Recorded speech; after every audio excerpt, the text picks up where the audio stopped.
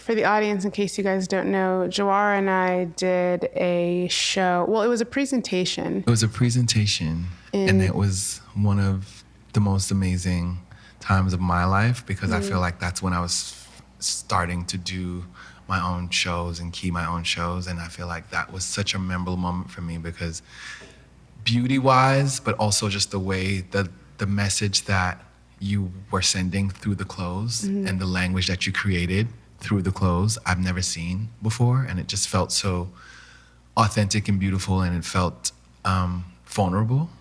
It felt vulnerable, which I feel like a lot of the times the women that you were trying to portray are not allowed to feel that way. Yeah. Wow, I can't believe you picked up on all of that because that was what I was going for. Yeah, At the time. and I felt like, I wasn't just there doing the beauty. That's why I always say it's not about hair. I felt it, and I felt like what we ended up doing with the hair was a nod to delicacy and how softness, something that has been weaponized, a texture that has been weaponized against us to be hard and like difficult to deal with. I kind of used that texture to create this delicate language through hair, which is also like insane because that's how much messaging hair sends. And I appreciate you for even involving me in that because it changed a lot for me.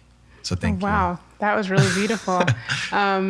Thank you. I'm so grateful you did that. So if you guys don't know, I used to be a designer, and the first presentation I ever did under my label OMONDI was Jawara as the key hairstylist. We had never met before, and I remember originally meeting you at Soho House with your agent to like pitch this to you. It was sponsored by Oribe. They gave us all the product, etc. And I remember thinking like, this is the only person who will get what I'm trying to do, and I didn't even know you. I was like, he'll understand what I'm trying to communicate. I never did another show after that. It was a beautiful show, though.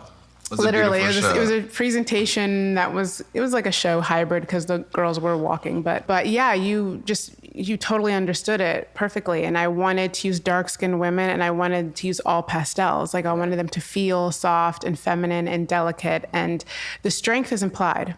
Yeah. We don't need to beat that messaging in. So I was just, I don't know, it was just perfect. It was I feel like it was like, I don't know if you feel this way, but I feel like sometimes when creativity like enters the stratosphere that not everybody's meant to see it through. Like the way that I did one show and I never did another one. But I felt like I put the message out that needed to be out, and then other people could go run with that. Run with it. Interpret it the way you want. And interpret it the way I want. Yeah. But prior to that, I don't feel like, I'm not saying it wasn't out there. I can't remember seeing anything like that. Same. I hadn't seen the way it was done. Yeah. I hadn't seen it in the 2000s, really. Yeah. Because when we did that, it was like 2014, 2013. Yeah. So I had seen it before, maybe in the 90s, but in the recent decade, I hadn't seen anything like that. But I also feel like there's so much good work that's come out since then that feels in line with what I was trying to do, but wasn't done by me.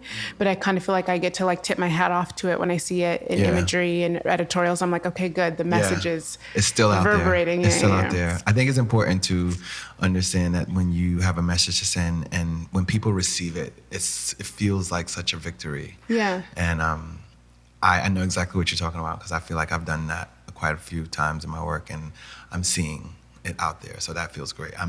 You must feel good about that. Yeah, it feels good. I'm like, good, run, take it.